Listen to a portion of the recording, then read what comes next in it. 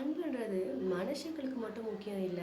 மிருகங்களுக்கும் வந்து பார்த்தீங்கன்னா, ரொம்பவுமே அஃபெக்ட் பண்ணும். அப்படிங்கிற விதமா தான் வந்து பார்த்தீங்கன்னா, ஜப்பானியன்ஸ்ல நடந்திருக்கக்கூடிய ஒரு ஜூல இருக்காங்க இவுங்க. இவுங்க வந்து பார்த்தீங்கன்னா, பேபி மங்கியான புன்ச்சா.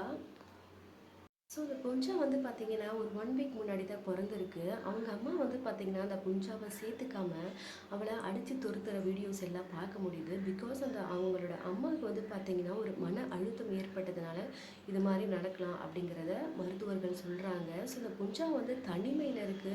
பிகாஸ் அந்த ஜூல இருந்து பிகாஸ் அந்த அனிமல யாருமே வந்து சேர்த்துக்கலங்க. எல்லாமே வந்து பார்த்தீங்கன்னா, அத புறக்கணிக்கிறாங்க. ஸோ அப்பதான் அந்த ஜூல இருக்க நிர்வாகிகள் என்ன முடிவு பண்றாங்கன்னு வந்து பார்த்தீங்கன்னா, ஒரு டாயா இருக்கக்கூடிய ஒரு மங்கிய அதுக்கு குடுக்குறாங்க. ஸோ அந்த மங்கி கூட வந்து பார்த்தீங்கன்னா, அது தன்னோட டாய் தான் அப்படிங்கிற அந்த ஃபீல் அது ஏற்படுத்துது. இது ஒரு பொம்மை கிடையாது. இது என்னோட அம்மா. இவங்க என்ன பார்த்துப்பாங்க, புரொடெக்ட் பண்ணுவாங்க. இவங்க தான் எனக்கு எல்லாமே அப்படிங்கிற மனநிலைக்கு இந்த பஞ்ச் வந்து வருதுங்க.